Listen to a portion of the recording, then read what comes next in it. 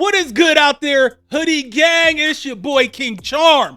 Today we're going to be reacting to a video from the Rizzle channel. I don't know what that means. And they're talking about Big U's erased tapes. We're going to get into that video today, but before we do, you guys know I need you to smash that like button for your boy. Let's help get this video into the YouTube algorithm. By the way, you guys, we are starting to post content over on TikTok. Also, the link for that will be down over in the description box. Excuse me, I can't talk right now. I don't know what the fuck going on. The link will be down in the description box. Over there, it's a little bit different content. We tried a couple things over there, but I think it's just going to be more of just candid one-on-one conversation with the camera, talking about different issues over there. So if you be more into that, after you watch this video, head on over to TikTok. I just dropped one last night talking about Shador Sanders and the real reason he fell in the draft. Y'all can go over there and check that out. But let's go ahead and get into this content.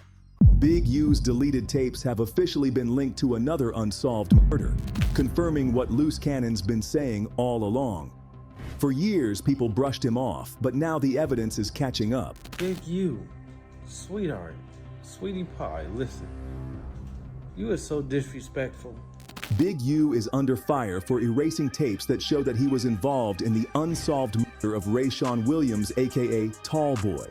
We all know of Big U being involved in shady business behind the scenes, but not many suspected he would go as deep as erasing and hiding video evidence tied to his violent crimes. Now, we found out I mean, anybody now if you're being like looked at for a violent crime and there's video evidence, of course they're going to erase it. Come on, that's a no-brainer. that some of those tapes may have shown what really happened in that unsolved killing that went down in Las Vegas. Luce has gone public on podcasts, social media, and YouTube, exposing how Big U would set up robberies and later return the stolen goods, acting like a savior. Big uterus, I don't really, it's not my cup of tea because cuz throw rocks and hide his hand. And I'll be telling like, cuz like, we would have been straight, but you start doing like police. When you start doing shit, then I'm gonna expose you. I'm saying that just cuz just knew about it. You get what I'm saying? Yeah. And that's supposed to be your brother or whatever. And See, this right here is why they're not offering Luce Cannon a deal. Because they don't need to. They don't need to. He's already corroborated so much evidence for them by going on these podcasts and talking about stuff that they really did in the streets. And people keep want to say, oh, Luce is a liar. Luce is a liar. But he was telling the truth on some of these. supposed to be your little homie and stuff like that. Why you didn't tell him that? Big U was covering tracks, erasing surveillance footage, and making sure certain things stayed in the dark. But the cops caught up eventually. Big U's DNA was found under Rayshawn's fingernails, and that points to a fight. Allegedly. I don't think the feds have actually came out and said that. I don't think anybody's actually came out and said that besides Whack 100 and 600. So that's alleged. And don't get me wrong. I am not defending Big U. I don't owe any kind of allegiance to Big U or the Rolling 60s in general. None whatsoever. I'm not defending him. What I'm defending is the truth. You know what I'm saying? If they say something wrong that's untruthful, I'm going to put it out. They say something that, I'm going to let you guys know. If they say something that's truthful, okay, I'm going to let it ride. But this is alleged. I don't think this is actually true. Then it gets worse. After the murder, Big U had people snatch up and destroy the studio's surveillance equipment, which likely would have shown what really went down between him and Rayshawn right before the killing. Now, supposedly this actually happened. I think the feds actually mentioned this, I think. So this is probably true. We can go ahead and go with this. You also told folks at the studio to keep quiet and not say a word to the police. If that wasn't shady enough, Big U didn't even show up to the funeral and completely ghosted the victim's family afterward.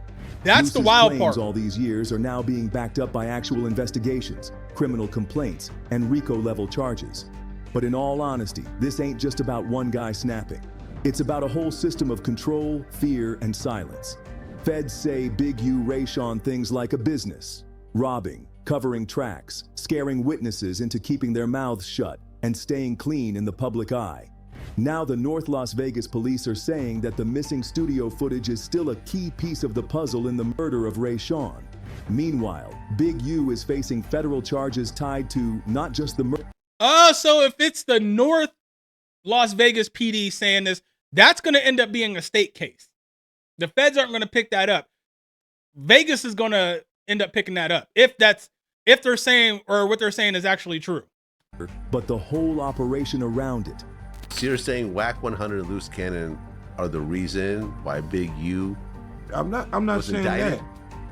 that. That's a jump right there to say that. No, well, what I'm saying is the way people was talking, not only Whack, not only Luce Cannon, but the way they were talking on No Jumper, it was like, you know, it's some things you shouldn't say. And they were saying things that led up to this, that, and the other.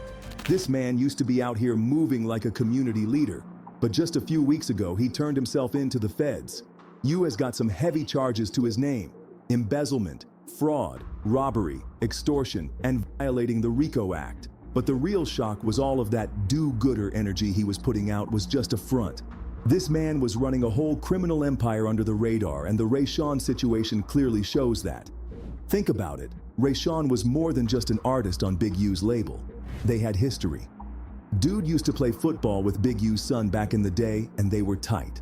Ray played wide receiver for Crenshaw High School in LA, where he was teammates with Dion, Big U's son, who later became an NFL. First of all, it's Dion. And second of all, I think dude lived with them for a while too. So for Big U to not even go to the funeral was crazy.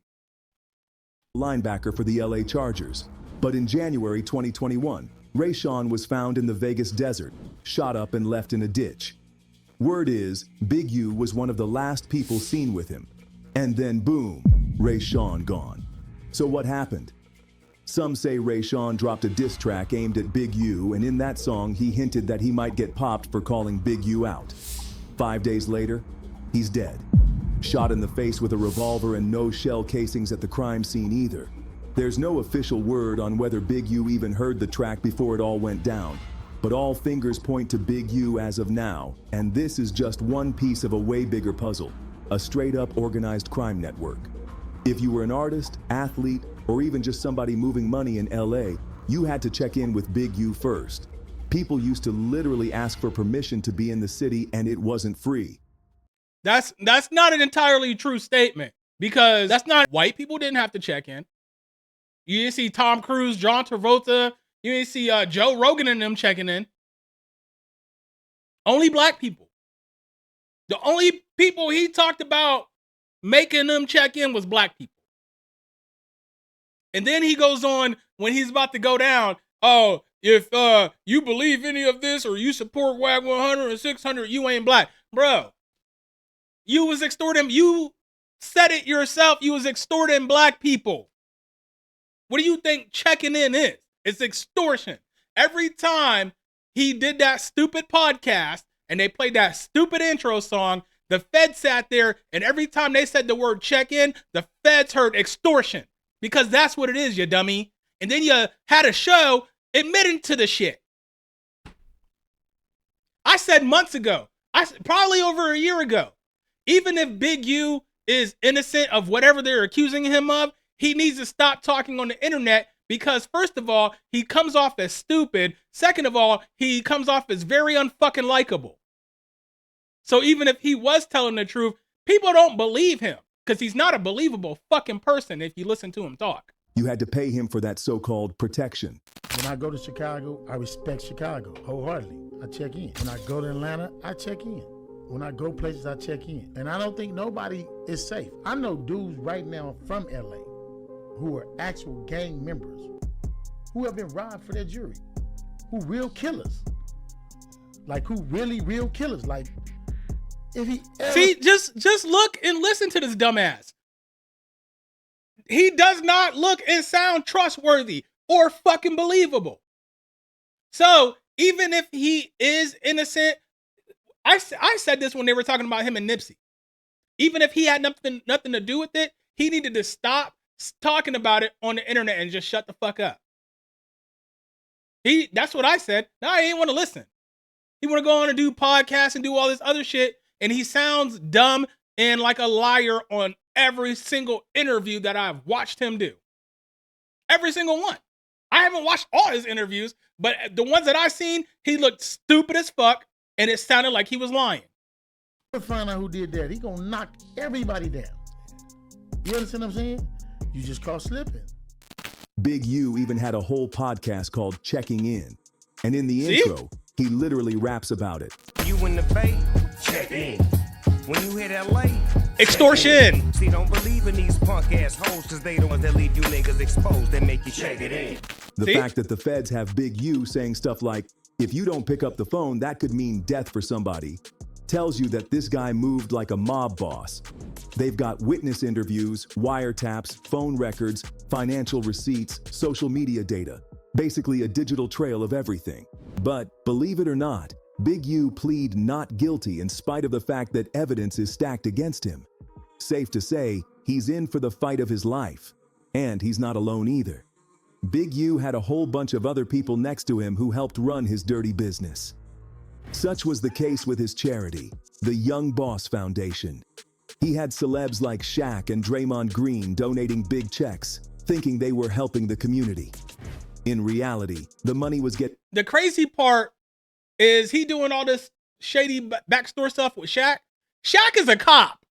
Didn't he have a show where he was a cop in like Louisiana or something? Like a real deputized cop?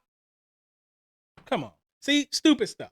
Stupid stuff. Mob bosses don't be out here on the internet and bragging about being with celebrities and stuff. That's how Gotti got caught. That's how Michael Francis, y'all know him. That's how he ended up getting caught and going to prison, because he was too much in the spotlight. Getting funneled straight into Big U's pockets. Even some city funds meant for gang prevention vanished. In the end, a total of 19 people got swept up in this sting called Operation Drawdown. Familiar names like Brick Baby got caught in the mix.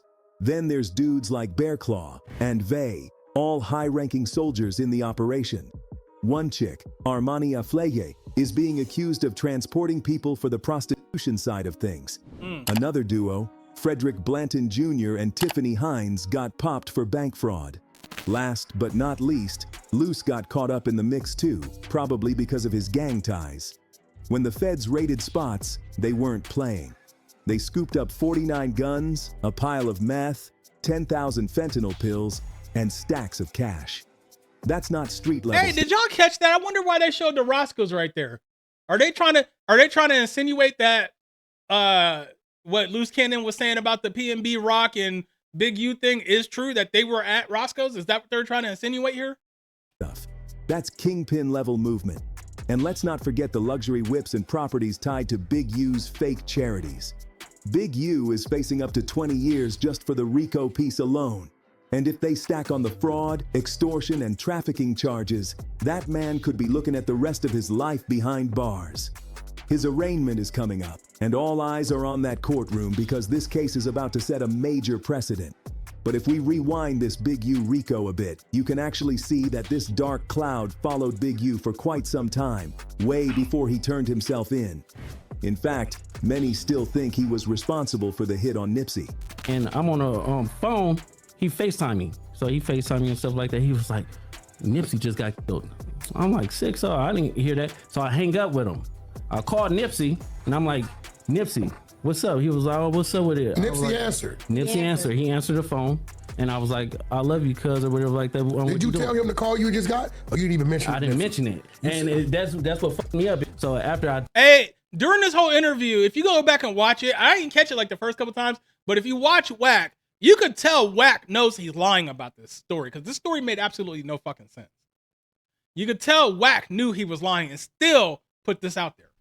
I talked to Nipsey, and I was like, yeah, I love you, cuz, or whatever like that. I'll see you later or whatever. So I hung up the phone. I thought Big U gave wrong information. 30 minutes later, the homies blowing me up like they just killed Nipsey. The story of Nipsey and Big U starts with none other than Suge Knight, and it's all because... Who the fuck is Suge? Big U saw and implemented a lot of the strategies that Suge my man used said himself. Suge Knight. Remember how Suge wasn't just a label exec? He was running Death Row Records like a straight-up mafia boss, using violence and intimidation to move through the industry. This is where Big U saw firsthand how power worked behind the scenes. Now, while Suge was getting wrapped up in legal drama, Big U wasn't wasting. Okay, so if Big U was basically following Suge Knight's lead and trying to pull a Suge Knight, how didn't he peep the downfall? Because Suge Knight, his downfall was hard as hell. So how did Big U not peep that and say, hey, you know, he did make it up this high, but now he down here because of some of the decisions he decided to make. You know what I'm saying? So how did he not peep that if he was trying to model himself after Suge Knight? Any time. We gotta learn from our mistakes, He started man. his own label, Unique Music, in 1996 with his guy Mark Martin, aka Bear Claw. And the connections ran deep. That's how he ended up spotting a young, hungry rapper from his neighborhood, Nipsey Hussle. Nip was actually Big U's nephew's homie. And with Big U's industry ties, he plugged Nip in hard. Even got him on Tupac's 2006 posthumous album Pac's Life on the song International. That was a huge look. Imagine seeing Tupac featuring Nipsey Hussle on the back of a CD when you're still grinding. That alone gave Nip's name a serious boost. And it didn't stop there. Big U kept putting Nip in position, backing his Bullets Ain't Got No Name mixtape series and helping shape his early come-up. But things started getting messy behind the scenes. Allegedly, Nipsey got locked into a long 10-year production contract with Big U's label. By 2009, he was trying to find his way out, and the tension started building. Now, I think he got that date wrong because wasn't Nipsey's contract with Big U from 2009 to 2019? So I think he got that date wrong when he said Nip by 2009, Nip was trying to find his way out. I mean, that was the first year of his deal. According to Big U himself, the real fallout started during a promo tour when police searched one of their vehicles and found drugs. Somebody took the case, ended up with a life sentence, and Big U noticed folks in the camp, especially Nip, were acting funny afterward. He felt like there was a breakdown in trust. That's when he pulled back and stopped rolling with them like that. But here's where it gets even murkier. There's speculation that Big U was allegedly using Nipsey's tour to move drugs between cities. That's a bold claim, but folks say Nip was getting a... Here's the thing. If I'm an artist and I'm trying to get away from the street life and leave all that shit behind, and I find out somebody in my entourage, my record label, my manager, whoever, is using my tour bus, which, I mean, if it's the record label, it's their tour bus, but you're using me to traffic drugs across state lines, which could get me hemmed up and get me back into the shit that I'm trying to work to get away from. Yeah, I'd be mad about that too. That's some bullshit. That's some bullshit. I had a friend pick me up one time, right? We ain't gonna say no names. And they was just on some innocent, humble shit. They wasn't trying to do nothing, whatever. And they wanted me to ride with them over to the next city, right? And drop some shit off. I get in the car. All right, cool. What we dropping off? Oh, they talking about look in the bag. I look in the bag and see what was in there. I ain't gonna say what was in there, but shit, take me back home. Right now. No, I'm not doing it. No, because if we get stopped, we get pulled over. At the time, like I told y'all before, I'm an ex-felon. Like, I've had my shit expunged since then. But at the time, it wasn't expunged. So if you was to run my record, you gonna get drug charges pulled up. They gonna automatically be like, hey, you know, da-da-da-da. Oh, this might be yours. No, nigga, no. Comfortable, seeing his star rising and not wanting to be involved in that street life anymore. So when Nip tried to distance himself, Big U wanted his studio equipment back, allegedly for his son. That little request? Yeah, it apparently sent Nip over the edge. He ended up making a diss track called You Don't Got a Clue, aired out all the frustrations. Said his team didn't do enough, didn't push him, didn't deserve credit. He was done with middlemen. He was taking control. Now here's where things go. Full hood soap opera. Luce claims Big U confronted Nip, tossed water on him, challenged him to a fight, and Nip danced around him so much that Big U got tired trying to catch him, like a whole cartoon scene. But it didn't end with just a fade. Big U wasn't satisfied and called in the homies to discipline Nip. That led to a whole beatdown, and Black Sam ended up firing shots in the air to stop it. Police got involved. People got arrested. Then Whack 100 claims Big U actually knocked Nip out during that fight, and that this all happened during one of their first major fallouts. So listen, whether you believe Luce, Whack 100, or Big U himself, one thing's clear. This situation was never just about music. It was about power, control, street politics, and two very different visions for how Nip's career should go. And sadly, some of those early fractures set the tone for bigger things down the line. So this moment right here was supposed to be about giving Nip his flowers. He was being honored with the Businessman Award for all the hard work he put in. The speaker talks about visiting Nip's old place, saying he had a mic in the closet and was grinding out tracks on his own. Real humble beginnings. The whole room is clapping, showing love, giving Nip his credit. Now here's where things take a shift. Big U used to walk Nipsey on stage back in the day. And Nip? He'd always give Big U his props in return. He saw Big U as a hood leader, someone who pushed them to stay focused, keep their heads up, and move smart. Nip made it clear. He wanted his day ones in every room he stepped in. Loyalty was big for him. He even says it himself. There's not a room he'd walk into where his people couldn't come to. And this mutual respect was loud and clear leading up to Nip's big moment in 2008. Hey, I wonder how long it would take Nip to put all his motherfucking chains on. Because I know when I wear multiple chains, I don't like wearing no more than two. Because it's a pain in the motherfucking ass to put on and take off. I wonder how long it took him to take his shit off and put it back on. His debut studio album, Victory Lap. That album was a huge That's my moment, song, bro, for and real. In the promo for it, he even shouted out Big U again. It looked like everything was cool. But then, fast forward to March 2019. Things allegedly got tense again. Word on the street is, Nip brought DJ Khaled to the 60s hood to shoot the Higher music video without checking in with Big U. And allegedly, Big U wasn't feeling that. Rumors say he sent some of the younger Rollin 60s members to stir up drama at the shoot. Nip and Khaled had to wrap it up in a parking lot instead of the original location. Now TMZ painted a whole different picture. Their sources said Nip was already getting threats before the shoot even started. That's why his security was so deep.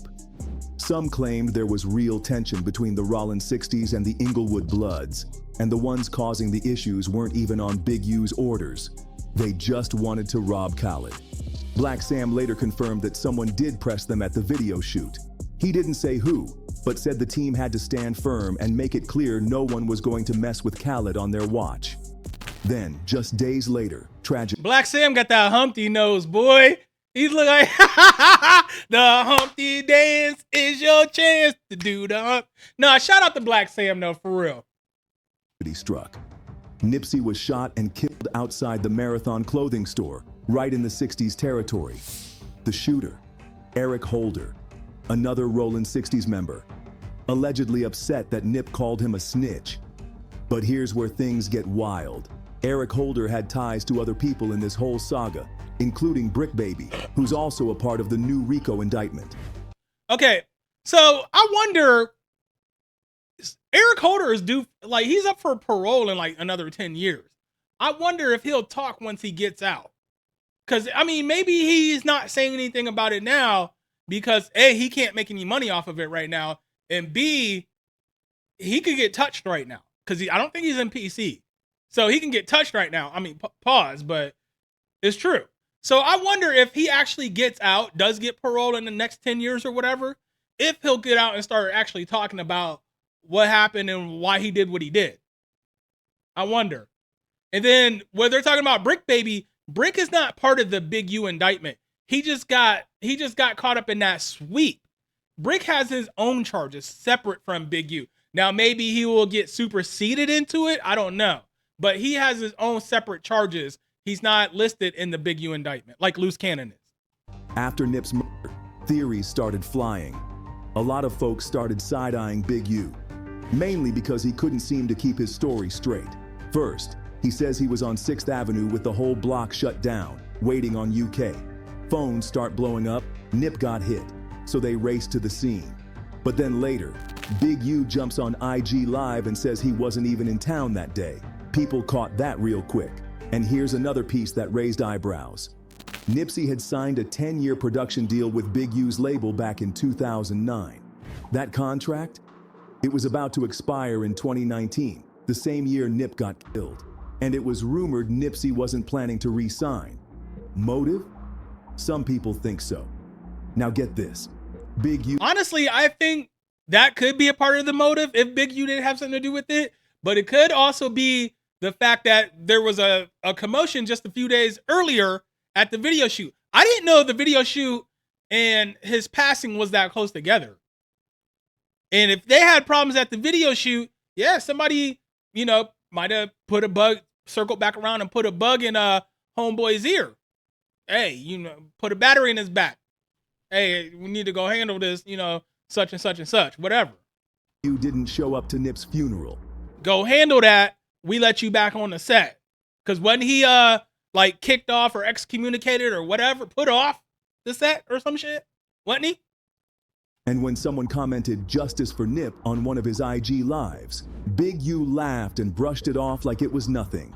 But the very next day after Nip's death, Big U posted a tribute, saying he was heartbroken and that he'd last spoken to Nip 3 days before at the DJ Khaled shoot.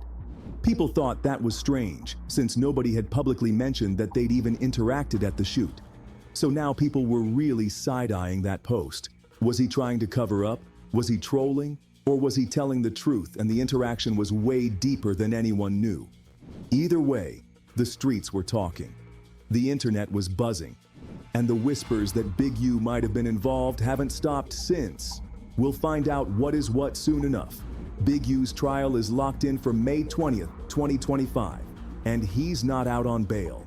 The judge shut that down completely, saying he— Wow, I didn't realize this trial was coming up that close. They trying to push this through real fast, huh? He's a flight risk and a threat to the community. They're taking this real serious because of how violent the charges are. And on top of that, there's evidence he was trying to cover his tracks. If he's found guilty of everything that he was charged with, he could be looking at life in prison. Actually, now that I think about it, yeah, that would make sense if he didn't waive speedy trial. So I had to go back and check that. If he waived speedy trial, then it's not going to be a trial in May. But if he didn't, yeah, it's probably coming up in May. Some of those charges alone carry up to 30 years each. So what are the chances he actually beats this case? Honestly, not looking great.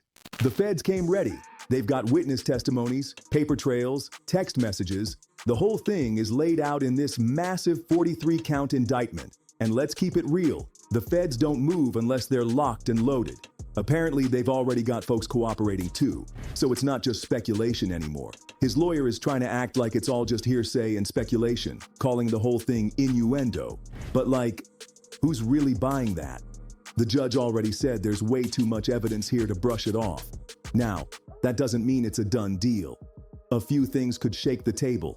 If any of the key witnesses fall through or get shaky in court, that could shift the vibe. And with this many charges, you know— Yeah, but at the same time, you're gonna have to get them wiretaps thrown out somehow, some way. For him to beat these charges, he's gonna have to get those wiretaps thrown out. Now, granted, he might get off on some of these charges. Those financial charges, though, they got his ass on those. There's going to be pressure to take a plea deal. That could lower the sentence, but it also means Big U would have to own up to at least some of this stuff. And with how high the Fed's conviction rate is, especially in RICO cases, the clock is ticking. So yeah, Big U is in deep. This trial could end up being the final chapter for him, depending on how it all plays out. Let me know what y'all think. All right, so that was the Rizzle channel with Big U's erased tapes confirmed another unsolved murder. Luce Cannon was right. That's the name of the title. The link will be down in the description as always. Let me know what y'all think about that, man. Do y'all think, like, seriously think Big U has something to do with Nipsey's passing? I mean, we haven't seen no evidence of it, but there are things that kind of sway you into that direction. And like I said, Big U, the stuff that he just went and said online, even though he was denying it, his whole demeanor, the way he talks, how stupid he sounds, just made him seem more guilty. And I said over a year ago, he needs to stop going online and saying shit. Anything. And then here, year plus later, he's getting wrapped up in a RICO for a lot of shit that was being said online and a lot of shit that was being said over the phone. Y'all let me know what y'all think about that down in the comments section. I think he's screwed. But either way, you guys, if you made it this far and you new to the channel, make sure you go down and hit that subscribe button and make sure you hit the bell icon. That way YouTube notifies you every time I drop a new video. And when you guys get that notification, man, watch the video, because that helps the video get into the YouTube algorithm, which helps the video get more views on it. It's free for you guys to do. What else is free is you guys smashing the hell out of that like button and dropping a quick comment. All of that is free for you guys to do. It helps the video get more views on it. It helps the channel bring in more revenue. Y'all see my, like, I set up my shoe collection back there. Y'all paid for the, by smashing that like buttons, y'all paid for the display cases. We appreciate y'all very much. Let's keep it going. I appreciate all my subscribers. Hey, we still getting close to 7,000 subscribers, y'all. Let's keep that shit going. Let's keep it going. Let's keep it growing. You know what I'm saying? What are we actually at right now? We are at 6,664. I love and appreciate each and every one of y'all. For now, it's your boy King Charm saying I'm about this motherfucker. Peace.